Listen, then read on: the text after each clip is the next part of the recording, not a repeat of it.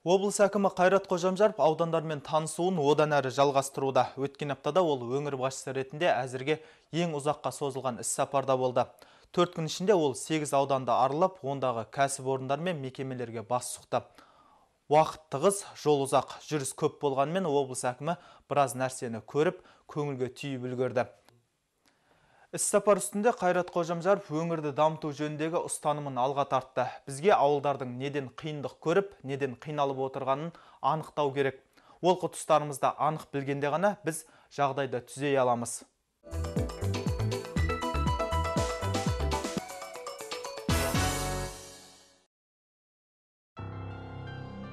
Облыс әкімі Қайрат Қожамжаров өзінің іс-сапарын Қорғалжын ауданынан бастады.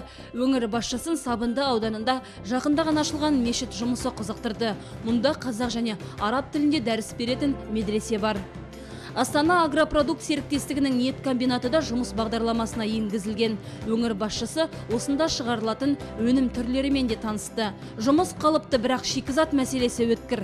Серіктестік мал бордақылау алаңын салуды жоспарлап отыр. Ауылдық жерлерді ауыз сумен қамту басты назарда. Мысалы, Кеңбидайық ауылында су құбырын тартуға тиісті мердігер компания жұмысын аяқсыз қалдырған. Облыс әкімі бұл мәселені бақылауға алуға жеттеді.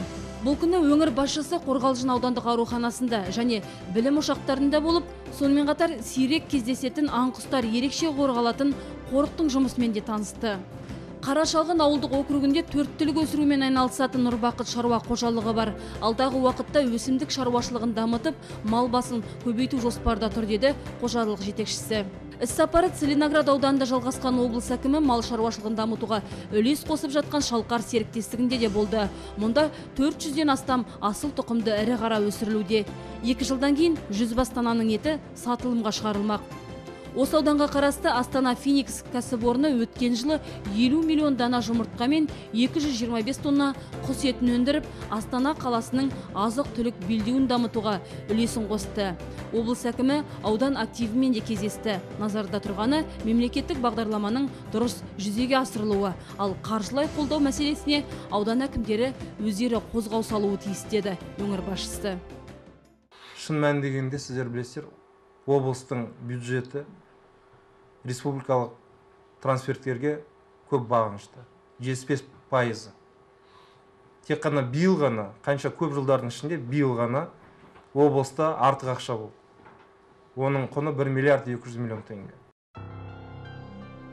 Екі ауданда да ауыз су мәселесін шешіп, жолдарды жөндеу қажет. Жер учаскелерін бөлуге қатысты жұмыстар да ақсап жатыр. Целиноград ауданындағы цемент зауыты ірі инвестициялық жобалардың қатарында. Оның жұмысы тоқтап тұр. Жоба жетекшілері 1 жыл көлемінде оны іске қосамыз деп уәде етті. Облыс әкімінің іс-сапары одан әрі Астрахан ауданында жалғасты. Мұнда да мал шаруашылығын дамытуға мән берілген. Камышинка серіктестігі 400-ге жуық етті әрі сүттік ірі қараны Чехиядан әкелуді жоспарлап отыр. Оның алғашқы легі жеткізіліпті. Осы ауданда жылына 60 миллион дана жұмыртқа өндіретін Астрахан құсы жобасы жүзеге аспақ.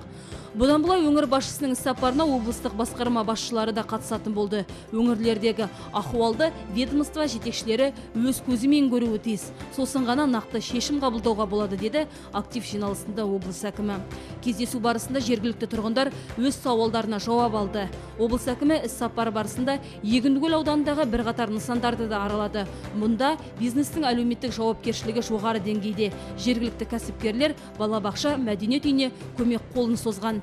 Шешім күткен мәселелер назарға алынып, бақылауда ұсталатын болды. Бастау Атбасар ауданындағы ірі шаруа көзі саналады. Облыс әкімімен кездесу барысында аталған серіктестік басшысы Темірхан Мұқышев жайылымдық жердің азық етіп отырғандығын айтып өтті. Одан әрі облыс басшысы бастаған жұмыс тобы аудандардағы өндірістік және әлеуметтік нысандарды да аралап көрді. Мәселен, Атбасар аудандық ауруханасында жылу жүйесі жөндеуді қажет етіп тұр. Актив отырысында өңір басшысы Қайрат Қожамжаров бұл мәселені шешуге облыс бюджетінен 100 миллион теңге бөлуге болатындығын жеткізді. Ол үшін атбасарлықтар жобалық сметалық құжаттарды әзірлеуі тиіс. Актив отырысында өзге аудандардағы мәселелер де талқыланды. Бұл сұрақтардың көпшілігі ауылдардағы ауыз су, жол және мамандар жетіспеушілігіне қатысты болды. Тіршілік нәрінің тапшылығы әсіресе Жақсы ауданында өткір күйінде қалып отыр. Облыс әкімі осы сәттен бастап бұл мәселелерге қаржы бағыттау ісімен айналысатын арнайы топтың жұмысы да басталатындығын жеткізді. Сондай-ақ есептік комиссияның отырысында әр әкім өз ауданының неден мұқтаж болып отырғандығын нақты айтуы керек. Өңір басшысы одан әрі Жақсы ауданына ат басын тіреді. Бұл ауданда да бизнестің әлеуметтік жауапкершілігі бойынша бірқатар жұмыстар қолға алынған. Мәселен, Белағаш серіктестігі білім мекемелерінің жұмысына қолдау білдіріп келеді. Зертханалық сынақтар жасап, бидай, ұн өнімдеріне сараптама жасаумен айналысатын Агрокомплекс эксперт серіктестігінің жұмысы да облыс әкімі Қайрат Қожамжаровтың назарын аударды. Өңір басшысының тапсырмасына сәйкес ендігі уақытта ауыл шаруашылығы басқармасы бұл серіктестікпен бірлесіп, жер телімдерін түгендеумен айналысатын болады. Ал өңір басшысы Есілдегі іс сапарын Красногорский поселкесінен бастады. Қазір бұл елді мекен түрлі әлеуметтік проблемадан есеңгіреп қалғандай. Қазір осыған байланысты мұндағы орта мектепте балалардың лайықты білім алуына жағдай жасалуда. Облыс әкімі красногорлықтарды басқа жерге орналастыру керектігі жөнінде тікелей елбасына жеткізетіндігін де айтты. Жалпы облыс бойынша бірінші кезектегі мәселелерді шешу үшін 3 миллиард теңге қажет. Бұл күні Заречное селосында жаңа балабақша пайдалануға берілді. Бұл нысан жергілікті кәсіпкердің көмегімен салынған. Ал Есілдің өзінде бұл күні медициналық кеңес орталығы ашылды. Ендігі кезекте 420 орынды қазақ орта мектебінің құрылысын аяқтау көзделіп отыр. Бірақ қолбайлау болып отырған бір мәселе қаржы жетіспеушілігіне байланысты дейді мердігер компания. Айта кету керек, бұл нысанның құрылысы басталғалы 5 жылдан асты. Осы уақытта талай мердігер бұл істі бастап, аяқсыз қалдырған. Аудан орталығындағы тұрғын үй құрылысы да тұралап тұр. Осы жұмыстарды тиянақты тәмамдау үшін 280 миллион теңге қажет. Жарқайың ауданында да модульдік спорт кешенінің құрылысы аяқтауды күтіп тұр. Бұл жердегі түйін жылу қазандығына байланысты. Жарқайыңдықтар облыс әкімімен кездесу барысында өздерін толғандырған сауалдарын қойып, арнайы жұмыс тобының мүшелерімен танысты. Атқаратын істердің бәрі алда деп ойлаймын. Бірақ сол мәселелердің бәрі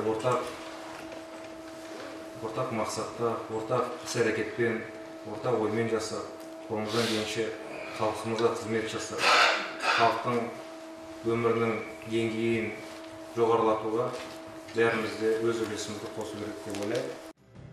Сонымен жоғарыда аталған аудандардың барлығында да шешімін күткен мәселе баршылық. Енді олардың түйінін тарқату қажет. Бұл мақсаттағы жұмыстар бұдан былай мүлдем жаңаша бағытқа ие болмақ. Әсем Қаматтағызы, Гәкку Асылбекқызы, Нұрлан Қажымұратов, Марат Ахметжанов, арнайы апта сараптамалық бағдарламасы үшін.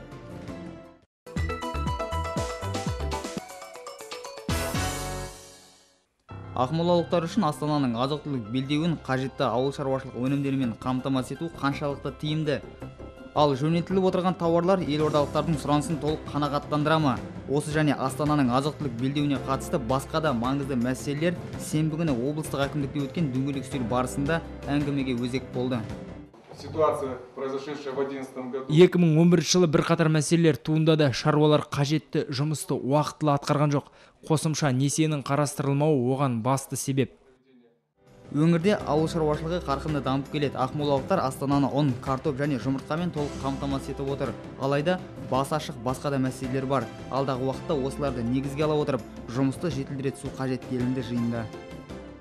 Вы знаете, что в этом году насколько... Биылғы жағдай баршаңызға мәлім. Мен Жарқайың ауданында болып, астық сақтайтын қоймалардағы жағдайды көрдім. Оңтүстік өңірлерден келіп, бидайды тасымалдап жатыр. Наурыз айында толыға кетеді деп сенейік.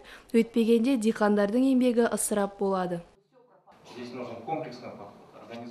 Біз бұл мәселені бірлесе отырып шешуіміз керек. Ауыл шаруашылығы министрлігі, Қазагро және әкімшіліктер ғана емес, жалпы бәріміз жұмыла кірісіп, жұмысты нақты ұйымдастыруымыз қажет. Заңнамаларға да толықтырулар енгізіп, жергілікті аймақтарда нақты жұмыс жүргізу керек. Бүгінгі жиын орын алған қиындықтарды ғана анықтады. Ал оларды шешу үшін әлі уақыт қажет.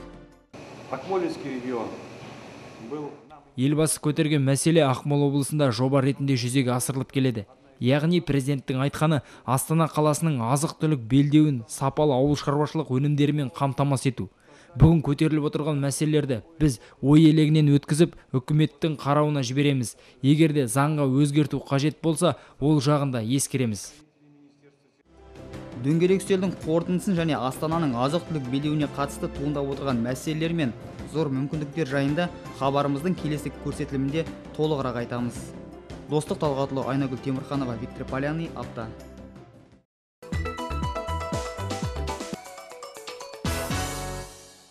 Үстіміздегі жылы наурыздың 16 күні кешкі сағат 10 шамасында Степногорск қаласындағы жылу электр централы көп мөлшерде түскен қар аралас жаңбырдың салдарынан істен шыққан. Нәтижесінде 45 мың тұрғыны бар өндірістік қала жылусыз және жарықсыз қалды. Бұл жөнінде Ақмола облыстық әкімдігінің баспасөз орталығы журналистермен өткен мәжіліс барысында мәлімдеді. Бір сағаттан астам уақыт ішінде мәселе сатылай шешіле бастаған. Для обеспечения электроснабжения города Степногорск қаласын жаппай электр қуатымен қамтамасыз ету үшін Степная бекетінен сағат 23:00-де Мөлтек ауданға электр қуаты таратыла бастады. Бұл жұмыс 40 минуттың ішінде аяқталды. Орын алған оқиғаны қалыпқа келтіру жұмысына ауысымдағы жұмысшылар жұмылдырылды. Енді қала бойынша жылу және электр тапшылығы мүлдем сезілмейді. Қорыта айтқанда, бұл оқиғаға адамдардың қатысы жоқ, табиғаттың тосын мінезінен орын алып отыр. Ең бастысы барлығы тез арада шешімін тапты.